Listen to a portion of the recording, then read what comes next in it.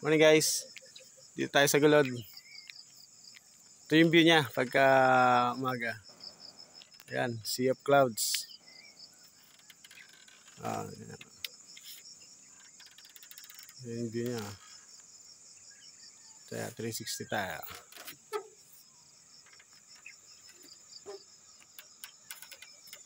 Medyo mainit na rito, alas 7 na. Sapol na yung araw. Pero kita mo pa rin yung sea of clouds dito. Sarap.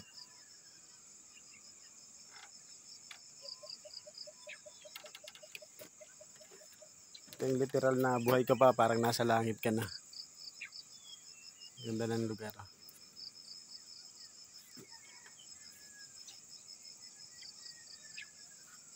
Tara dito sa Gulod. Doon kami nagstay sa tinatawag nilang TP House. Ayan. Pagka nandito ka sa pinaka view deck nila, kita mo rito yung kita mo rito yung Mount Coulis, Treasure Mountain,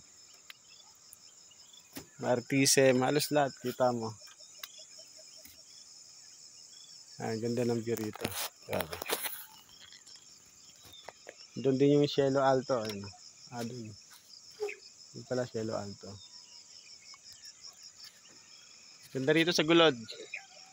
Medyo maputik lang yung daan. Lakarin lang. Trek ka lang mga siguro 10 to 20 minutes. Mas maputik. Pero meron naman silang rito. Meron naman silang habal-habal.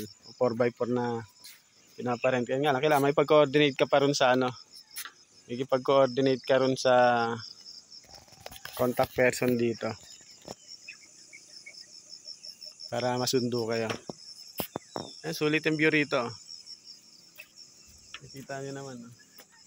Nandito tayo sa ulap. Yan. Kinakain na tayo ng ulap.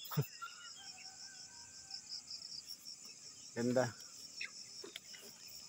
Sama ko misis ko. Yun siya.